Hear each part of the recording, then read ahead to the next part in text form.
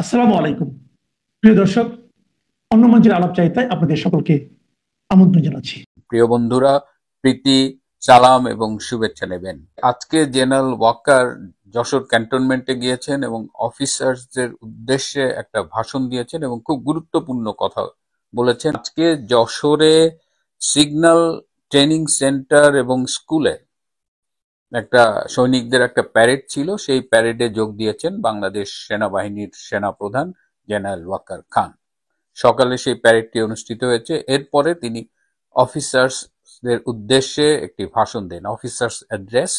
সেই ভাষণটি তিনি খুব গুরুত্বপূর্ণ কিছু কথা বলেছেন। তার মধ্যে একটা হলো যে জাতীয় এবং আন্তর্জাতিক শক্তিগুলো বাংলাদেশ এবং এই অঞ্চলে একটা কনফ্লিক্ট বজায় রাখতে চায় এবং একটি দেশ বাংলাদেশের করিডোর, বন্দর এসবের উপর দখল স্থাপনের মাধ্যমে, এগুলো দখল করার মধ্য দিয়ে চায়না এবং ভারতের উপর নজরদারি করতে চায়, চায়না এবং ভারতকে চাপের মুখে রাখতে চায়। আর একটা হলো যে সম্প্রতি আবার বাংলাদেশে একটা গ্রুপ, তারা সংবিধান, রাষ্ট্রপতি এদের ছুঁড়ে ফেলে দেবে। কিন্তু বাংলাদেশ সেনাবাহিনী সংবিধানের অধীনে কাজ করতে বদ্ধপরিকর এবং তারা সংবিধান মোতাবেক কাজ করবেন বলে জানান।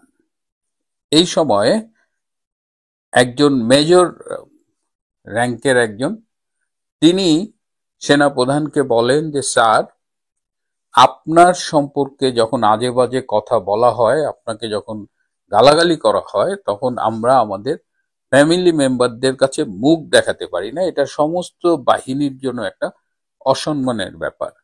এটি শোনার পরে সেনাপ্রধান জেনারেল ওয়াকার বলেন যে আমরা সবকিছুর নোট রাখছি এবং সময় মতো এদের বিরুদ্ধে আমরা ব্যবস্থা নেব। এবং তিনি সবশেষে বলেন যে আপনারা যখন দায়িত্ব পালন করেন, আপনারা খেয়াল রাখবেন যে কারো উপরে যেন কোনো জুলুম না করা হয়। এই জুলুম শব্দটা একদম স্ট্রাইকিং, কারণ জুলুম, ইনসাফ এইসব শব্দগুলো কিন্তু বিশেষ একটা গোষ্ঠী ব্যবহার করে। তো এই এই ছিল মোদ্দা কথা তার আজকে অফিসারদের উদ্দেশ্যে প্রদত্ত ভাষণের নির্যাস। এই ভাষণটি যদি আমি আজকে প্রথম শুনতাম বা এই এই তথ্যগুলো প্রথম পেতাম, আমি খুব মুগ্ধ হতাম এবং বলতাম যে বাহ, সেনাপ্রধান বাঘের বাচ্চা। কিন্তু জেনারেল ওয়াকার খান এটা এই কথাগুলো এতবার বলেছেন এবং তিনি রাওয়া ক্লাবে সেই বিডিআর হত্যার অনুষ্ঠান, সেই হত্যার স্মরণে যে অনুষ্ঠান, সেখানে বলেছিলেন। আর এই যে এবং তিনি করিডোর, বন্দর এ ব্যাপারে কিন্তু আজকেও বলেছেন যে করিডোর, বন্দর আমরা কাউকে দেব না। হ্যাঁ, সেই এর আগেও তিনি বলেছিলেন যে করিডোর কাউকে দেব না, বন্দর কাউকে দেব না, ওইটা আজকেও বলেছেন। তো এই যে বলেন, তিনি এত সুন্দর সুন্দর কথা বলেন, কিন্তু এতবার বলেছেন, কিন্তু আমরা কিন্তু বাস্তবে তার খুব একটা রিফ্লেকশন দেখিনি। তিনি একটি দেশ যারা এখানে করিডোর, বন্দর দখল করে ভারত চায়নাকে চাপের মধ্যে রাখবে, সেই দেশটিকে এটা বুঝতে আমাদের রকেট সায়েন্টিস্ট হতে হয় না। অথচ সেই দেশের হয়েই তিনি বাংলাদেশে একটি রেজিম চেঞ্জের ষড়যন্ত্রে অংশগ্রহণ করেছিলেন। অর্থাৎ তিনি মুখে খুব মিষ্টি কথা বলেন এবং ভেজা বেড়ালের মতো, হ্যাঁ, একেবারে ভাজা মাছটা উল্টায় খাইতে পারে না, কিন্তু তার কথা এবং কাজে কোনো মিল নাই। সো এই বক্তৃতা শুনে আমাদের আর মোটেও কোনো আগ্রহ জাগে না এবং সেই পুরনো ভাঙা রেকর্ড তিনি যশোর ক্যান্টনমেন্টেও আজকে বাজিয়ে গেলেন। তারপরেও দেখা যাক কি হয়, কারণ রিসেন্টলি আপনারা দেখেছেন যে ক্যান্টনমেন্টে হাই অফিসিয়ালরা তারা কিন্তু একটা স্ট্যান্ড নিয়েছে। তারা খুব স্পষ্ট করে বলেছে যদি ফ্রি, ফেয়ার অ্যান্ড ইনক্লুসিভ নির্বাচন না হয়, তাহলে সেই নির্বাচনে আমরা সরকারকে সহায়তা প্রদান করে আমরা বিতর্কিত হতে রাজি না। এই যে হঠাৎ করে সেনাবাহিনীর কিছু অফিসারদের এরকম একটা স্ট্রং অবস্থান, এটাও কিন্তু এমনি এমনি হয় নাই। এখনকার বর্তমান রিজিওনাল রিয়ালিটি, দক্ষিণ এশিয়ার রাজনৈতিক বাস্তবতা বাংলাদেশের উপরে এমন একটা প্রেশার তৈরি করেছে যে এমনও হতে পারে যে বাংলাদেশে যদি ইনক্লুসিভ ইলেকশন না হয় তাহলে বাংলাদেশের উপরে বহিঃ শত্রু বলেন বা বাইরের কোনো দেশ আক্রমণ করতে পারে। সেই রকমের প্রস্তুতি আমরা বাংলাদেশের সীমান্ত এলাকা বরাবর দেখতে পাচ্ছি। আমাদের প্রতিবেশী দেশ তাদের সৈন্য সমাবেশ কিন্তু খুব রিসেন্টলি অনেক বাড়িয়েছে, তাদের আরো অনেক কিছু নিয়েই তারা তৈরি আছে। সো তাদের প্ল্যান এ আছে, প্ল্যান বি আছে, কিন্তু প্ল্যান সি হলো বাংলাদেশের সার্জিক্যাল স্ট্রাইক করা। এবং আমাদের সেনাবাহিনীর কাছে, আমাদের গোয়েন্দা সংস্থার কাছে এই সব ইনফরমেশন আছে এবং তারা ভালো করেই জানে যে বাংলাদেশ যদি কখনো আক্রান্ত হয় প্রতিবেশী দেশ দ্বারা বা অন্য কোনো শক্তি দ্বারা, এই মিলিটারি আমাদের যে মিলিটারি স্ট্রেংথ তাতে কিন্তু আমাদের বিপদে পড়তে হবে এবং বাংলাদেশ আক্রান্ত হলে তখন কিন্তু আর্মিকেই কিন্তু ওই যুদ্ধে অংশগ্রহণ করতে হবে, আর্মিকেই জবাব দিতে হবে। তো বাংলাদেশ আর্মি এই সেদে পড়ে বা পায়ে পা লাগিয়ে এই ভয়াবহ মারণাস্ত্রের মুখোমুখি হতে চায় না। সুতরাং এই কারণে পুরো আর্মিদের মধ্যে একটা সেন্টিমেন্ট ডেভেলপ করেছে যে আমরা বিতর্কিত হব না, আমরা কারো রাজনৈতিক অভিসন্ধি বা পারপাস সার্ভ করার জন্য ব্যবহৃত হবে না। দেশে যদি free fair and inclusive election হয় সবাইকে নিয়ে, আওয়ামী লীগ, বিএনপি, জাতীয় পার্টি, জামাত সবাইকে নিয়ে একটা ইলেকশন হয়, তাহলে সেনাবাহিনী সেখানে ভূমিকা রাখবে। কারণ ওই যে বললাম সার্জিক্যাল স্ট্রাইক, বাংলাদেশ কিন্তু ভারতের সামরিক লক্ষ্যবস্তু হিসেবে রয়ে গেছে এবং বাংলাদেশের আরো কিছু ঘটনা ঘটছে যেটা আমি এই মুহূর্তে বলতে পারছি না, যার কারণে ভারত কিন্তু খুব ক্ষুব্ধ হয়ে আছে। বাংলাদেশে এমন কিছু ঘটনা ঘটছে, ভারত বিরোধী কিছু তৎপরতা পরিলক্ষিত হচ্ছে যেটা ভারতের কাছে একদম প্রমাণ সহ আছে। সুতরাং সেই অবস্থায় আমাদের সেনাবাহিনী একটা সম্ভাব্য যুদ্ধ বা আক্রান্ত হবার ঝুঁকি নেবে না, বরং তারা চাচ্ছে যে এর থেকে যেন দূরে থাকা যায়। কিন্তু সমস্যা হলো জেনারেল ওয়াকার তিনি সব নৌকায় পা রেখেছেন। তিনি একদিকে বলছেন যে পরাশক্তি করিডোর বন্দর নিয়ে ভারত চায়নাকে চাপে রাখতে চায়, তো সেই শক্তিটা তো এখানে লুকোচুরির কিছু নেই যে তিনি আমেরিকার কথা বলছেন, আবার তিনি আমেরিকার কথায় ওঠেন বসেন।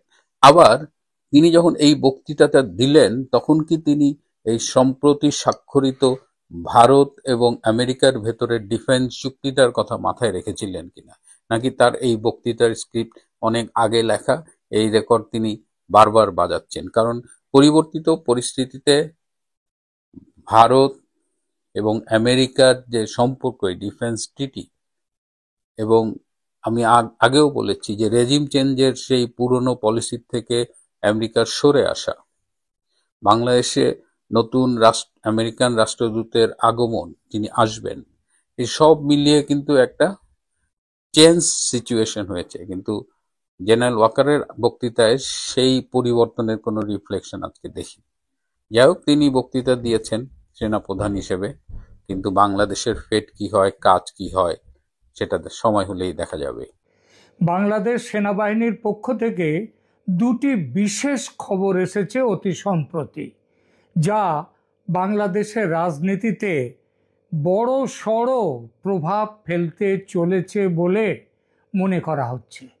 এই বড় প্রভাব অবশ্য সদর্থক বা পজিটিভ বা নঙর্থক বা নেগেটিভ কোনটা সেটার ব্যাখ্যা দু রকমে করা যেতে পারে।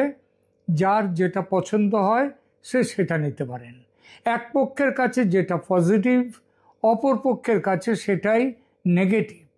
সুতরাং সেনার পক্ষে থেকে আসা এই খবর দুটির আসল উদ্দেশ্য কি এবং এর ফলে কোন পক্ষ লাভবান হবে সে নিয়ে রীতিমতো দ্বন্দ্ব তৈরি হতে পারে, আর তা হয়েছেও।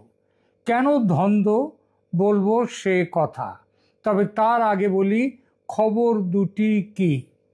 প্রথম খবরটি হলো, গত 5 নভেম্বর আর্মি ট্রেনিং অ্যান্ড ডক্ট্রিন কমান্ডের GOC lieutenant general Moinur Rahman একটি গুরুত্বপূর্ণ সংবাদ সম্মেলন করেছেন। এখানে তিনি স্পষ্টভাবে জানিয়েছেন যে সেনাবাহিনী অবাধ ও সুষ্ঠু নির্বাচন চায় এবং নির্বাচনের পর ব্যারাকে ফিরে যেতে ইচ্ছুক সেনাবাহিনী। মইনুর রহমানের সংবাদ সম্মেলনটি অনুষ্ঠিত হয়েছিল গত বুধবার ঢাকা সেনানিবাসের অফিসার্স মেসে। বুধবার মানে হচ্ছে গত 5 নভেম্বর। এই ঢাকা সেনানিবাসের অফিসার্স মেসে দুপুরের দিকে হয়েছিল। তিনি বাংলাদেশ সেনাবাহিনীর ট্রেনিং অ্যান্ড ডক্ট্রিন কমান্ডের প্রধান হিসেবে এই প্রেস ব্রিফিংয়ে বক্তব্য রাখেন। এটি ছিল অফিসিয়াল আর্মি প্রেস ব্রিফিং এবং ঢাকা সেনানিবাসের অফিসার্স মেসে সরাসরি সাংবাদিকদের সামনে এই বক্তব্য প্রদান করা হয়। বাংলাদেশের প্রধান সংবাদ মাধ্যমগুলিতে সংবাদ সম্মেলনের পুরো বিবরণ প্রকাশিত হয় এবং সরাসরি সংবাদকর্মীদের সামনে তিনি কথা বলেন। মইনুর রহমানের সংবাদ সম্মেলনের মূল বিন্দুগুলি বাংলাদেশের প্রধান সংবাদ মাধ্যমগুলিতে যেভাবে কভার করা হয়েছে তা এরকম: 1. নির্বাচন ও স্থিতিশীলতার সম্পর্ক। তিনি বলেছেন নির্বাচন অনুষ্ঠিত হলেই দেশের স্থিতিশীলতা ফিরে আসবে এবং আইন শৃঙ্খলা পরিস্থিতি স্বাভাবিক হবে। গত 15 মাস ধরে সেনাবাহিনী আউটফিল্ড ডিউটিতে রয়েছে এবং এটি তাদের নিয়মিত প্রশিক্ষণ ব্যবস্থাকে বিঘ্নিত করছে। সেনা তাই অবিলম্বে ব্যারাকে ফিরতে চায়।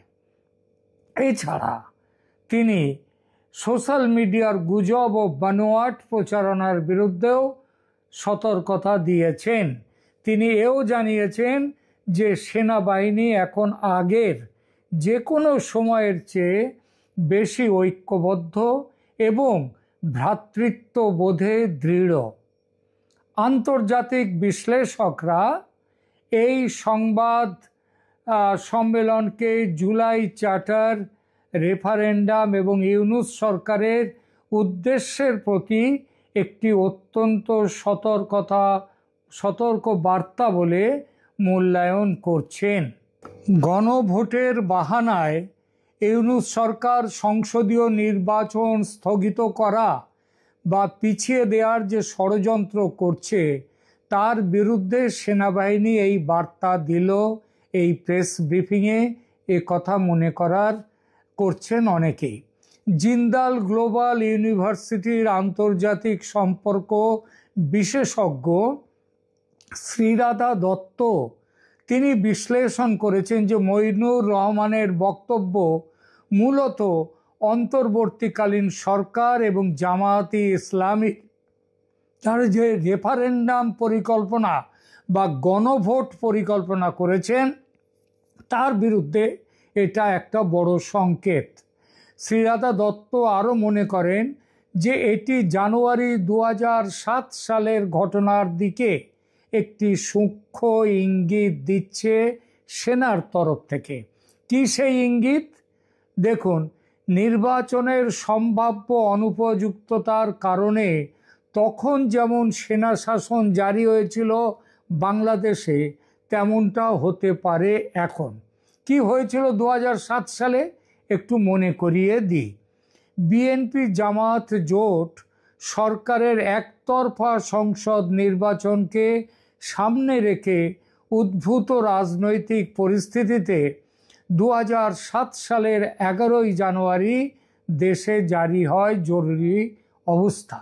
পরে তত্ত্বাবধায়ক সরকারের আবরণে গঠিত হয় সেনা নিয়ন্ত্রিত অন্তর্বর্তীকালীন সরকার। দিনটিকে স্মরণীয় করে রাখতে পরবর্তীতে এটিকে 1/11 হিসেবে আখ্যা দেয়া হয়। অর্থাৎ তত্ত্বাবধায়ক সরকারের আড়ালে এবারও গঠিত হতে পারে সেনা নিয়ন্ত্রিত অন্তর্বর্তীকালীন সরকার। স্ট্রেট নিউজ গ্লোবাল একটি গভীর বিশ্লেষণী অনুচ্ছেদ প্রকাশ করেছে, যেখানে বলা হয়েছে যে মইনুর রহমানের কথাগুলি মূলত রেফারেন্ডাম বা গণভোট বিষয়ে ইউনূস সরকার যে নরম অবস্থান নিয়েছে তার বিরুদ্ধে সেনাবাহিনীর পক্ষ থেকে একটি কৌশলগত চাপ। ম্যাগাজিনটি লিখেছে যে জামায়াতে ইসলামী এবং ছাত্রদল বা এনসিপি এখন রেফারেন্ডাম ক্যাম্পেইন বাড়াচ্ছে এবং এই ক্যাম্পেইন বর্তমানে সর্বোচ্চ পর্যায়ে পৌঁছেছে। এই ক্যাম্পেইনের মূল উদ্দেশ্য গণভোটের আড়ালে জাতীয় সংসদ নির্বাচন বাতিল করে দেয়া। বাংলাদেশের প্রধান সংবাদপত্রগুলো মইনুর রহমানের সংবাদ সম্মেলনকে নির্বাচন এখনই প্রয়োজন এবং একমাত্র নির্বাচনই দেশে স্থিতিশীলতা আনবে, সুতরাং অবিলম্বে নির্বাচন করতে হবে, সেনাবাহিনীর তরফ থেকে এই সতর্কবার্তা দেয়া হলো বলে ব্যাখ্যা করেছে। এবার সেনাবাহিনীর পক্ষ থেকে নেয়া দ্বিতীয় খবরটির কথা বলি। বাংলাদেশের সংবাদপত্রে এই দ্বিতীয় খবরটি প্রথম খবরের মতো প্রকাশিত হয়নি। এই খবরটি মূলত দিয়েছে বাংলাদেশের বেশ কিছু ইউটিউবার। এই খবরটি কোনো প্রেস ব্রিফিংয়ে আসেনি। আইএসপিআর এর পক্ষ থেকেও এই বিষয়ে কোনো প্রেস রিলিজ নেই। বোঝাই যাচ্ছে সেনার পক্ষ থেকে সরকারকে চরম বার্তা দেয়া হয়েছে বটে, কিন্তু খবরটি পাবলিকের সামনে আসুক এটা চায়নি সেনা। তারা সরকারকে সতর্ক করে দিয়েছে মাত্র। সরকার যদি সেনার কথা না শোনে তখন সেনা তাদের অবস্থান প্রকাশ্যে আনবে। কি আছে এই দ্বিতীয় খবরটিতে? অত্যন্ত নির্ভরযোগ্য সূত্র থেকে জানা গেছে গত 7ই নভেম্বরের 7 তারিখে সেনানিবাসে সেনাপ্রধান জেনারেল ওয়াকারুজ্জামানের নেতৃত্বে দেশের শীর্ষ জেনারেলদের একটি অত্যন্ত গুরুত্বপূর্ণ বৈঠক হয়েছে। এই বৈঠকে দুটি গুরুত্বপূর্ণ সিদ্ধান্ত নেওয়া হয়েছে। সিদ্ধান্ত দুটি হলো, আসন্ন জাতীয় সংসদ নির্বাচন যদি সব দলের অংশগ্রহণে একটি অবাধ, নিরপেক্ষ এবং সুষ্ঠু নির্বাচন না হয় তাহলে সেনাবাহিনী সেই নির্বাচনে সহযোগিতা করবে না। অর্থাৎ সেনাবাহিনী নিরাপত্তার গ্যারান্টি দেবে না, নিরাপত্তার ব্যবস্থায় নিজেদের যুক্ত করবে না। অর্থাৎ সোজা কথায় আওয়ামী লীগকে বাইরে রেখে নির্বাচনের ব্যবস্থা হলে সেনা সরকারের সঙ্গে সহযোগিতা করবে না বা নিরাপত্তার জন্য সেনা মোতায়েন হবে না।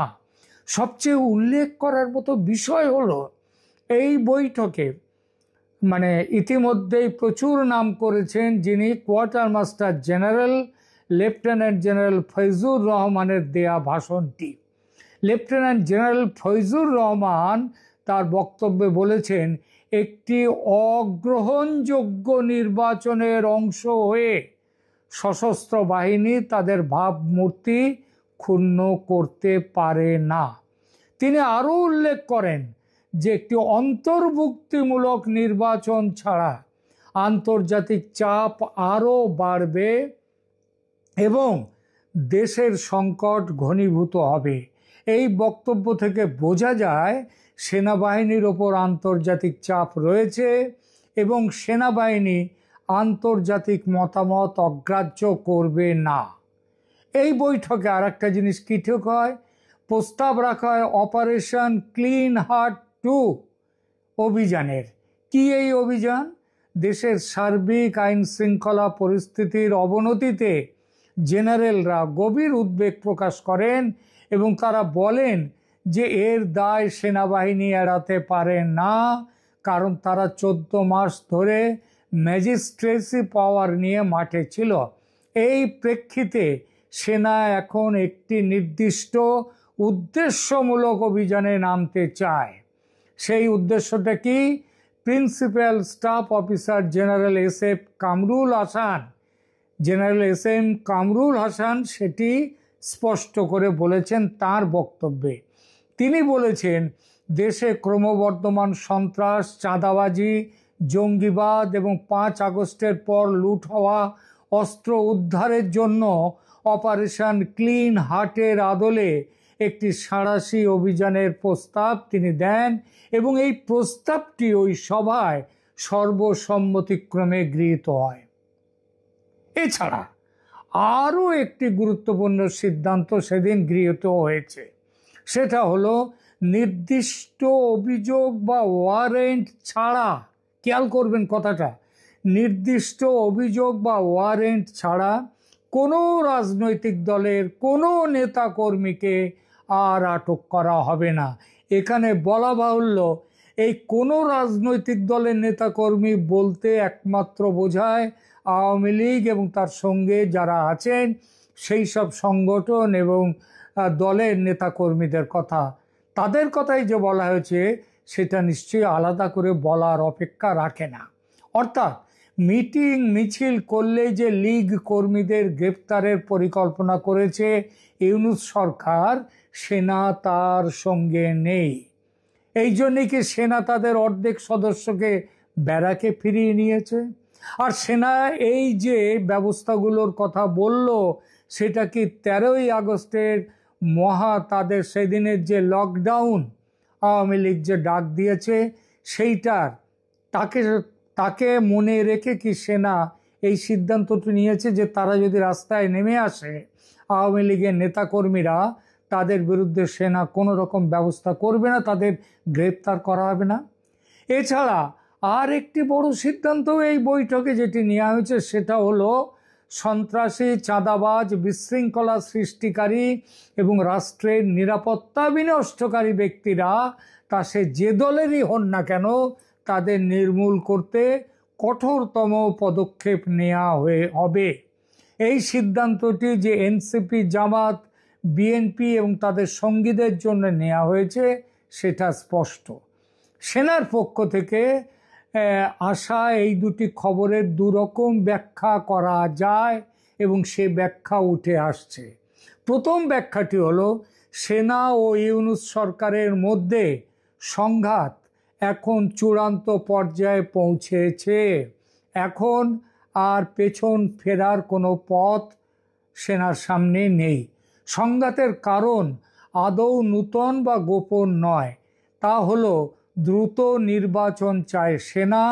তারা চায় ইউনূসের নেতৃত্বাধীন অনির্বাচিত সরকার যথেষ্ট সময় নিয়েছে, আর সময় তাদের দেয়া হবে না। মনে রাখবেন, সেনা দাবি করেছিল এই বছরের ডিসেম্বরের মধ্যে নির্বাচন।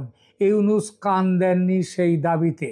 তিনি ফেব্রুয়ারিতে নির্বাচন হবে বলে জানিয়েছেন, কিন্তু কার্যত ফেব্রুয়ারির নির্বাচন সম্ভাবনাও এখন অতল জলে ডুবে যাচ্ছে।